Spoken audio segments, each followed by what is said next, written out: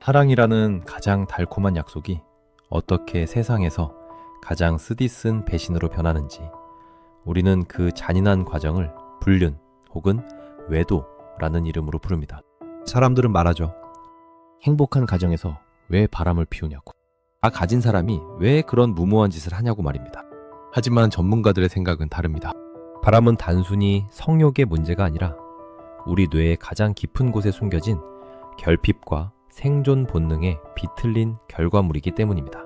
오늘은 그 어디에서도 들을 수 없었던 남자가 바람을 피우는 진짜 이유와 여자가 바람을 피우게 되는 결정적인 타이밍에 대해 심리학과 뇌과학 그리고 진화 생물학을 넘나들며 아주 적나라하게 파헤쳐 보겠습니다. 단순히 남자는 시각적이라서 여자는 감성적이라서 같은 뻔한 소리는 집어치우겠습니다. 오늘 이 이야기를 끝까지 듣고 나면 여러분은 인간의 관계라는 거대한 퍼즐의 가장 어두운 조각을 이해하게 될 것입니다. 자, 이제부터가 본 게임입니다. 많은 사람들이 오해합니다. 남자가 바람을 피우는 이유는 그저 새로운 여자의 몸을 원하기 때문이라고요. 틀린 말은 아니지만 그건 10% 정도의 표면적인 이유일 뿐입니다.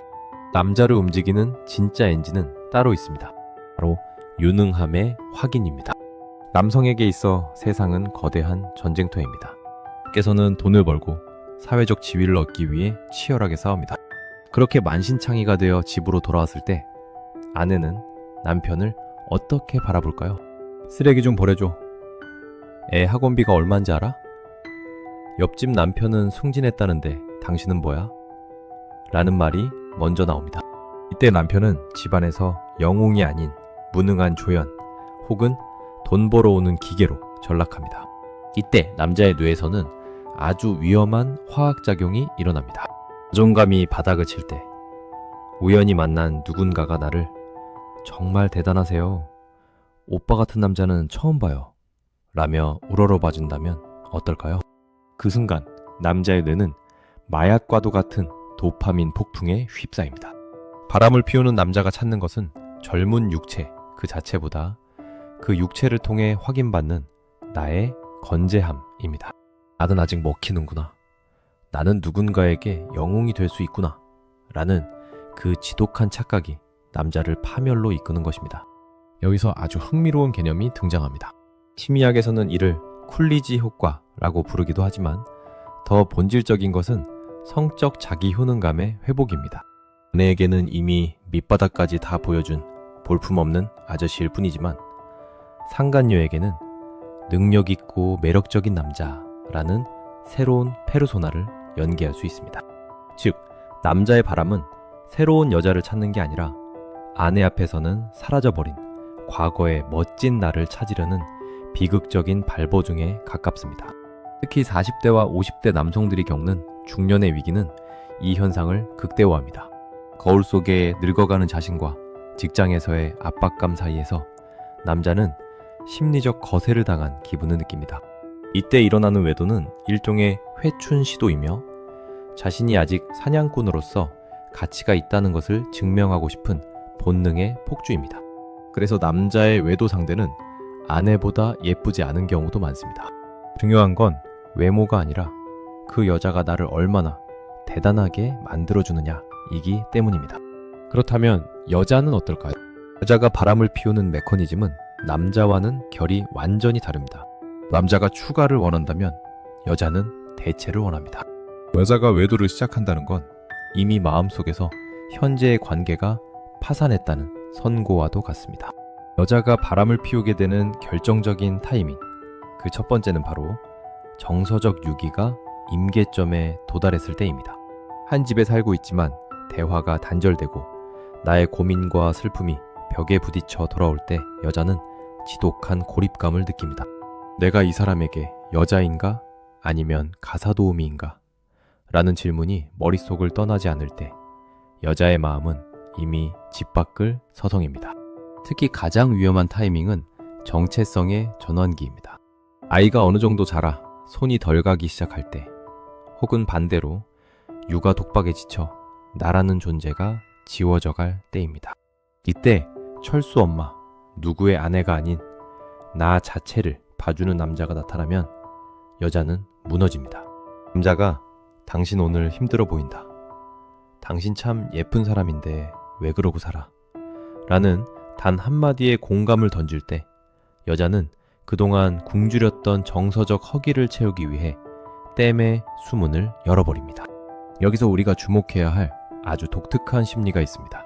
바로 보복적 외도와 확인적 외도입니다. 남편의 외도를 알게 된 후 그 상처를 치유하기 위해서가 아니라 너도 똑같이 당해봐라 는 심리로 시작하는 외도가 전자인 반면 후자는 나도 아직 여자로서 가치가 있는지를 확인하고 싶어하는 심리입니다. 더욱 무서운 건 여자의 바람은 옥시토신의 이동을 동반한다는 점입니다. 남자는 도파민만 챙기고 집으로 돌아올 수 있는 구조라면 여자는 외도 상대에게 정서적 유대감을 느끼는 순간 현재의 남편을 불결한 존재 혹은 방해물로 인식하기 시작합니다. 그래서 여자의 외도는 가정의 붕괴로 이어질 확률이 남자보다 훨씬 높습니다. 여자는 이럴 때 바람을 피웁니다. 남편이 곁에 있어도 세상에서 가장 혼자라고 느껴질 때, 그리고 그 빈자리를 누군가 정성스러운 대화로 채워줄 때입니다. 이제는 과거처럼 술집이나 골프장에서만 바람이 일어나지 않습니다. 지금 이 순간에도 여러분의 손에 들린 스마트폰이 외도의 가장 강력한 조력자입니다.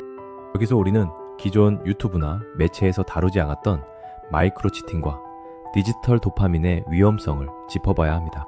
과거에는 누군가를 만나기 위해 큰 용기와 물리적 시간이 필요했습니다. 하지만 지금은 SNS의 DM 한 통으로 연결이 시작됩니다. 특히 익명성 뒤에 숨은 오픈 채팅이나 데이팅 앱은 도덕적 죄책감을 교묘하게 마비시킵니다. 여성에게는 이것이 게임처럼 느껴집니다. 새로운 캐릭터를 공략하듯 여러 여성과 짧은 메시지를 주고받으며 쾌감을 얻습니다. 육체적 관계가 없으니 바람이 아니라고 자기 합리화를 하지만 뇌는 이미 외도 중인 상태와 똑같은 보상 회로를 돌립니다.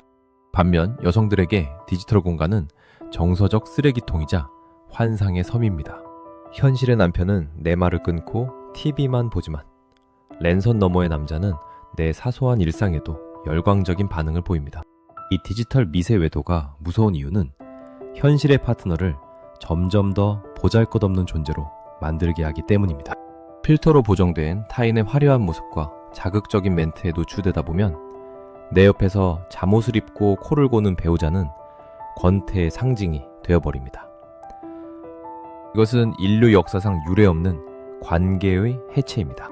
우리는 이제 육체가 아닌 시선과 관심을 도둑맞는 시대를 살고 있습니다. 바람을 피우는 사람들의 뇌를 MRI로 찍어보면 마약 중독자의 뇌와 놀라울 정도로 유사한 패턴을 보입니다. 전두엽의 통제 기능은 약화되고 쾌락을 담당하는 보상 중추만 활성화됩니다. 불륜이 주는 가장 큰 자극은 금기 그 자체입니다. 심리학에는 로미오와 줄리엣 효과라는 것이 있습니다.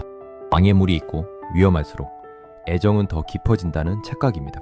불륜 관계에서 느끼는 그 애틋함과 강렬함은 사실 상대가 특별해서가 아니라 들키면 안 된다는 긴장감이 만들어낸 아드레날린의 장난일 뿐입니다. 하지만 중독자들은 이 긴장감을 운명적 사랑으로 오해합니다. 특히 바람기라고 부리는 유전적 요인도 무시할 수 없습니다. 바소프레신 수용체 유전자의 변이가 있는 사람들은 한 파트너에게 만족하지 못하고 끊임없이 새로운 자극을 찾는 경향이 있다는 연구 결과도 있습니다. 물론 유전자가 모든 것을 결정하지는 않지만 어떤 이들에게는 일편단심이 남들보다 수십 배는 더 어려운 고행일 수 있다는 뜻입니다. 하지만 여기서 간과해서는 안 될 사실이 있습니다. 뇌는 가소성을 가지고 있습니다. 즉, 자극적인 관계에 길들여진 뇌는 점점 더 강한 자극을 원하게 되고 결국 일상의 평온함 속에서 행복을 느끼는 능력을 상실하게 됩니다.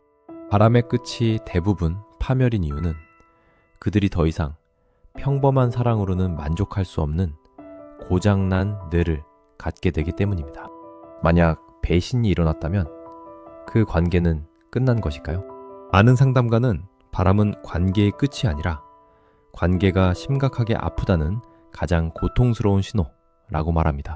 물론 용서하고 다시 시작하는 것은 지옥 같은 과정입니다. 회복을 위해 가장 먼저 필요한 것은 남자의 경우 변명을 버리는 것이고 여자의 경우 기대를 재설정하는 것입니다.